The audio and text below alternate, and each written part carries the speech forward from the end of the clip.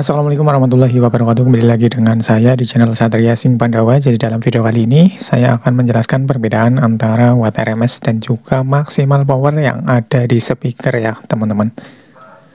Nah mungkin bagi kalian yang belum tahu apa sih sebenarnya perbedaan dari watt RMS dan juga maksimal power yang biasa tertulis di speaker kalian bisa simak aja video ini ya teman-teman. Mudah-mudahan video ini bisa bermanfaat buat kalian bagi yang belum tahu. Nah mungkin bagi kalian yang mungkin lebih tahu ataupun juga lebih senior bisa tambahkan aja nanti di kolom komentar ya. Nah jadi untuk masalah seperti ini sebenarnya sepele ya teman-teman, namun kalau yang belum tahu, namanya orang belum tahu ya harus dikasih tahu ya teman-teman.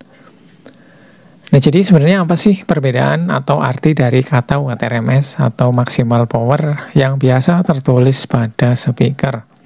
Nah di sini saya punya contoh, yaitu speaker subwoofer mereknya Legacy. Di sini untuk tulisan RMS-nya itu 100 watt, kemudian watt maksimal atau programnya 200 watt.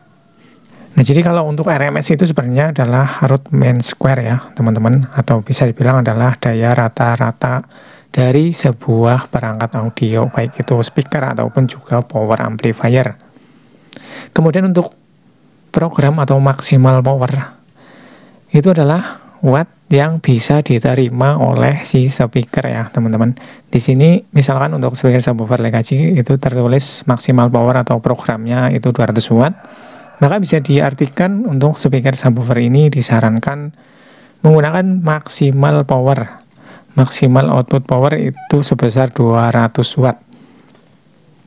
Disarankan oleh pabrik untuk speaker ini itu menggunakan maksimal power 200 watt.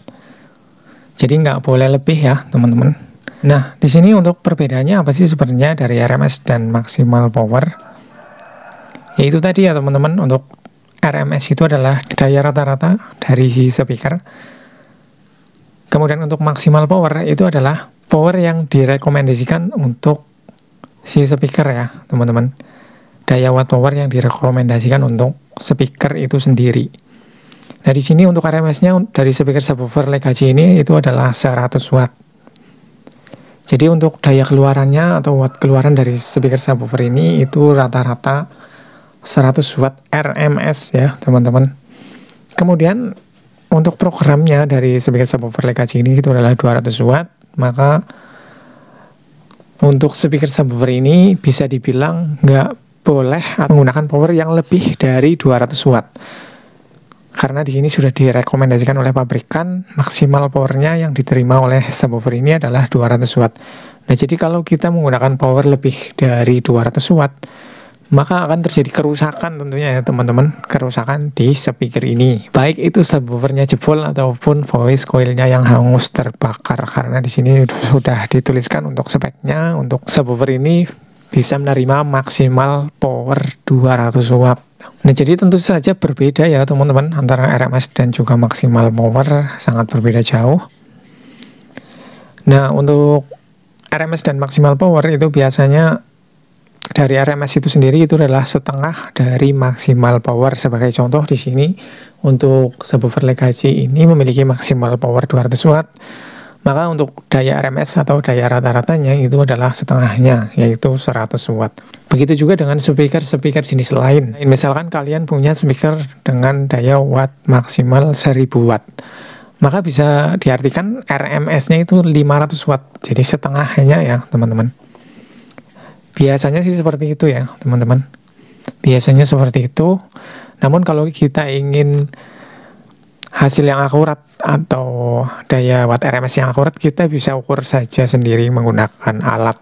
Namun kalau untuk pabrikan sudah menyertakan spesifikasi seperti ini, itu jelas di sana sudah diukur ya teman-teman, sudah diukur dengan alat dan juga sudah diriset oleh mereka. Nggak mungkin pabrikan menyertakan spesifikasi seperti ini dengan asal-asalan ya, hanya dengan menulis saja.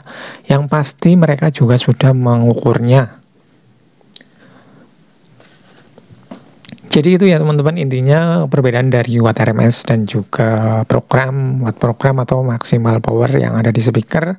RMS itu adalah watt rata-rata, kemudian maksimal power adalah watt yang direkomendasikan untuk si speaker. Misalkan di sini untuk speaker subwoofer Legacy ini maksimal powernya atau programnya 200 watt, maka power yang direkomendasikan untuk subwoofer ini itu maksimal 200 watt, jadi jangan sampai lebih. Kemudian untuk RMS-nya 100 watt, berarti untuk watt rata-rata atau daya keluaran dari speaker subwoofer ini adalah 100 watt ya teman-teman.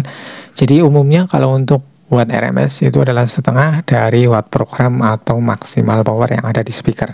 Mudah-mudahan sudah jelas dan bisa dipahami. Nah, mungkin bagi kalian yang lebih tahu atau lebih senior bisa kalian tambahkan aja di kolom komentar. Dan bagi kalian yang mungkin belum tahu, masih bingung, kalian bisa tanyakan aja di kolom komentar. Nanti kalau saya ada waktu, pasti akan saya jawab ya teman-teman. Oke, sekian video kali ini, mudah-mudahan bisa bermanfaat. Terima kasih sudah menonton. Wassalamualaikum warahmatullahi wabarakatuh.